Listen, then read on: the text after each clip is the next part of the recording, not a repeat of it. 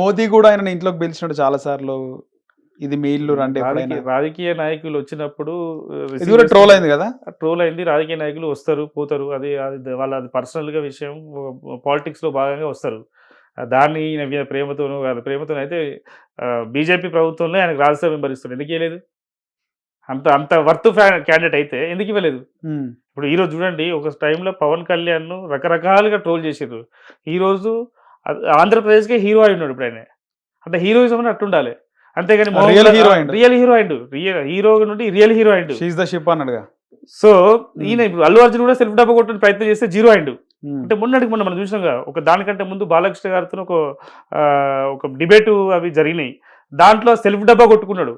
Self గట్టుకు అల్లు అర్జున్ మోహన్ బాబుని చూసి సెల్ఫ్ డబ్బా అన్నట్టే కదా. ఇప్పుడు ఆయన సెకండ్ మోహన్ బాబు అంటారు, సెకండ్ మోహన్ బాబు అల్లు అర్జున్ అవుతుండు.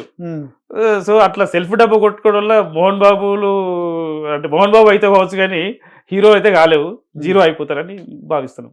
ఓకే, కానీ ఒక జర్నలిస్ట్ ని కొట్టిన తర్వాత హాస్పిటల్ అడ్మిట్ అయినాడు. ఇది కేసు తప్పించుకోనిక? ఇది ఒక పెద్ద డ్రామా అండి. అతన్ని జర్నలిస్టులు కొట్టిన తర్వాత ఈయన ఎందుకు పడతాడండి? బీపీ రేజ్ అయింది కావచ్చు, బీపీ రేజ్ అయ్యి దానికోసం పడ్డాడు కాబట్టి ఈయన ఎందుకు పోతాడు? ఇప్పుడు ఆయన మీద అటాక్ చేసిండు. నేను అంటున్నా, జర్నలిస్టులకు ఒక జర్నలిజం యాక్ట్ రావాలి, జర్నలిస్టు ప్రొటెక్షన్ యాక్ట్ రావాలి. అడ్వకేట్లకు, పోలీస్ వాళ్ళకు, గవర్నమెంట్ ఎంప్లాయీస్కి ఏ విధంగా అయితే ప్రొటెక్షన్ యాక్ట్ ఉంటుందో జర్నలిస్ట్ కూడా ఒక ప్రొటెక్షన్ యాక్ట్ ఉండాలి. ఎందుకంటే వాళ్ళు మీడియా వాళ్ళు ప్రతి క్షణం అంటే న్యూస్ను ప్రజలకు అందజేయాలని ఒక ఆలోచనతో ఉత్సాహంతో ఉంటారు. ఎందుకంటే ప్రతి విషయం అంటే అంటే వెంటనే క్షణాలలో చేరవేయాలనే ఆలోచనతో వాళ్ళు ఎక్కడ రద్దీ ప్లేస్లైనా కానీ ఎక్కడైనా ఐఎస్ఐ వాళ్ళు దాడులు చేసిన ప్లేస్లలో కూడా వెళ్ళిన దాఖలాలు ఉన్నాయి. గొడవలైన రౌడీ షీట్లు, ఏంది కమ్యూనల్ గొడవలైనా కానీ ఆ ప్లేస్లోకి వెళ్ళి వాస్తవాలు జనాలకు చూపించాలనే ఉద్దేశంతో జర్నలిస్టులు పోతారు. సో వాళ్ళ మీద దాడి చేయడం అన్నంత దారుణం ఇంకా ఏది ఉండదు. సో దాన్ని మేము ఒక అడ్వకేట్గా నేను ఖండిస్తున్నా. సో ఇదంతా మోహన్ బాబు చేసిన తప్పు అని చెప్పి అడ్వకేట్లు అంతా ఎవరు కూడా హర్షించలేదు. ఈవెన్ ఈరోజు నేను చూసిన కాంటినెంటల్ హాస్పిటల్ ఆయన అడ్మిట్ అయి ఉన్నాడు. చాలా మంది సెలబ్రిటీస్ పోయి పరామర్శిస్తున్నారు మోహన్ బాబుని. అదేనండి, ఏజ్ పెరిగింది కదా, దగ్గరకు వచ్చిండు. దగ్గరకు వచ్చినప్పుడు ఆయన బీపీ షుగర్ లెవెల్ తగ్గినాయో పెరిగినాయో ఏదో ఉంటుంది. దానికోసం అంటే తప్పు చేసిన భావించిండా ఏందనేది ఆయన రియలైజ్ అంటే అదేదో తెలియదు. సో దానివల్ల ఆయన ఒక మెడికేషన్ కోసం విన్నట్టు అనిపించింది, కానీ ఆయనకు ఏదో అయింది, ఆపద అయింది, వీళ్ళ వల్ల ఏదో అయిందని కాదు. సో అంటే హాస్పిటల్లో ఉండడం వల్ల, హాస్పిటల్లో జాయిన్ అవ్వడం వల్ల ఒక సింపతికి ఏం చేద్దామని చూస్తాడు. అదే ఆయన సెల్ఫ్గా డబ్బా కొట్టుకొని హీరో అయిదామని చూస్తాడు, కానీ జీరో అయిపోతున్నాడు. ఎందుకంటే హాస్పిటల్ ఇప్పుడు ఈయన పోవాలి, TV9 యాంకర్ ఎవరో ఉన్న సంథింగ్ ఉన్నారు, ఆయన వెళ్ళి హాస్పిటల్లో అంటే ఆయన 6 కుట్లు 7 కుట్లు పడ్డట్టున్నాయి. ఈయనకేమేమి చెప్పండి ఒకసారి, ఆయనకి ఏమైనా కొట్టిర్రా, అడిగినరా? కనీసం అడగడానికి కూడా సమాధానం చెప్పలేదు కదా. దండం పెట్టుకుంటూ వచ్చి నటించిండు, అక్కడ కూడా నటించి అంటే నేను మీకు సమాధానం చెప్తానని వచ్చి అటాక్ చేసిండు. ఏ విధంగా అటాక్ చేసిండు? విచక్షణ రక్తంగా. అంటే అసలు దానికి ఆ మైకుకు ఇరువైపులా ఐరన్తో ఉంటుంది. అది ఒక ప్లేస్లో చెవు దగ్గర తాకింది కాబట్టి ఓకే. ఒకవేళ అంటే సెన్సిటివ్ పార్ట్లో తాకితే ఏంది పరిస్థితి? వాళ్ళ ఇంటి ఆ కుటుంబ సభ్యులకు ఏం సమాధానం చెప్తాడు? ఆయనకు టీవీ యాంకర్కు ఏమైనా ప్రమాదం, ఇంకా వేరే ప్రమాదం జరుగుంటే వాళ్ళ ఇంటి కుటుంబ సభ్యులకు మోహన్ బాబు ఏం సమాధానం చెప్తాడు? ఇవన్నీ ఒక్కసారి అంటే ఈ సెలబ్రిటీస్కు ఒక హెచ్చరిక ఏంటంటే, వీళ్ళు ఒకసారి జనాలకు మీడియా దగ్గరకు వచ్చినప్పుడు ఒళ్ళు జాగ్రత్త, ఒళ్ళు దగ్గర పెట్టుకుని మాట్లాడి, ఒళ్ళు దగ్గర పెట్టుకుని ప్రవర్తిస్తే వాళ్ళకు మంచిగా ఉంటుందని చెప్పి మేము భావిస్తున్నాం. ఆయన హాస్పిటల్ అడ్మిట్ అయినాడు, ఓకే, నీరు గార్చినాక బయటకు వస్తాడు ఆయన. అంతేగా, ఇప్పుడు హైకోర్టుకి వెళ్ళిండు, క్వాష్ పిటిషన్ సంథింగ్ చేసిండు, అది స్టే ఆఫ్ ఆల్ ప్రొసీడింగ్స్ ఏదో సంథింగ్ ఇచ్చారు.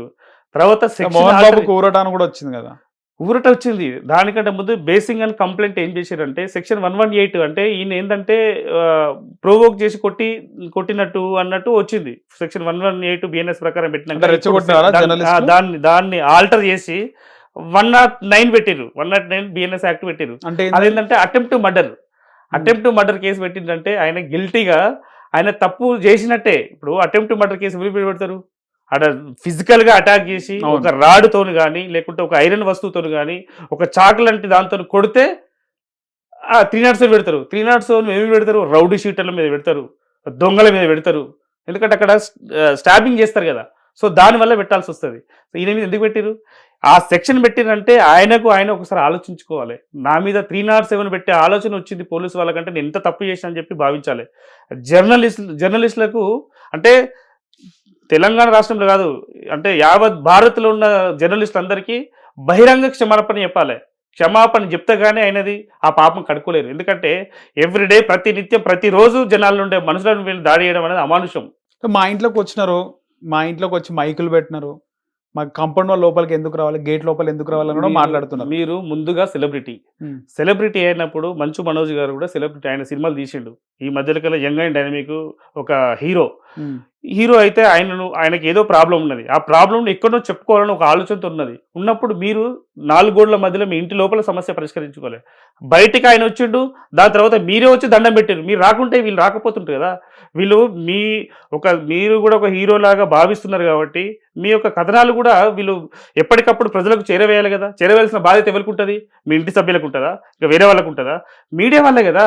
మీడియా వాళ్ళు చేస్తేనే ఏదైనా మంచి అయినా, ఇప్పుడు రేపు మంచి అయినా చెడైనా మళ్ళీ మీడియా వాళ్ళకి సమానం చేయాల్సిందే. రేపు ఒక చెడు జరిగింది అనుకోండి, చెడు జరిగితే ఎవరు చెప్తారు? మీడియా. పోలీసు వాళ్ళకైనా కానీ ఇంకెవరికైనా చెప్పాల్సింది ఎవరు? మీడియా వాళ్ళకి చూపించాల్సిందే మీడియా. ప్రజలకు చూపించాల్సిందే మీడియా.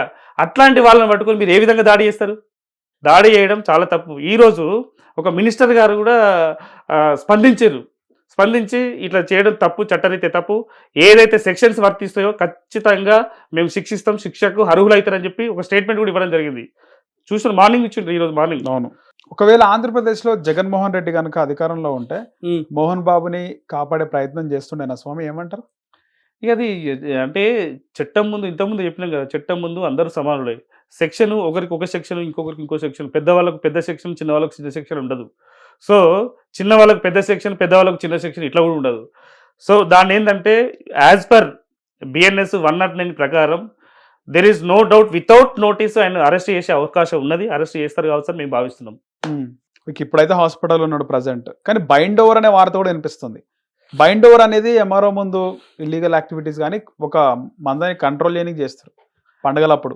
ముందు బైండ్ ఓవర్ అంటే ఇప్పుడు కమ్యూనల్ అయిన తర్వాత కానీ రెండు గ్రూపుల మధ్యలో, 2 కంటే ఎక్కువ గ్రూపుల మధ్యలో ఘర్షణలు జరిగినప్పుడు, పెద్ద ఎత్తున జరిగినప్పుడు వాళ్ళని కంట్రోల్ చేయలేము. ఇక ముందు కూడా అంటే మేము మా ఆప్షన్స్లో కూడా వాళ్ళు అదుపు తప్పి కొట్టుకునే అవకాశం, ప్రమాదం ఉన్నప్పుడు 2 గ్రూపులు తీసుకుపోయి వేరు ప్లేసులలో వాళ్ళను ఒక దగ్గర అంటే బందీగాని కాకుండా ఒక దాంట్లో ఆపి వాళ్ళకి ఎప్పుడైతే అవసరం ఉంటే అప్పుడు పోయి హాజరు కావాల్సి అని చెప్తారు.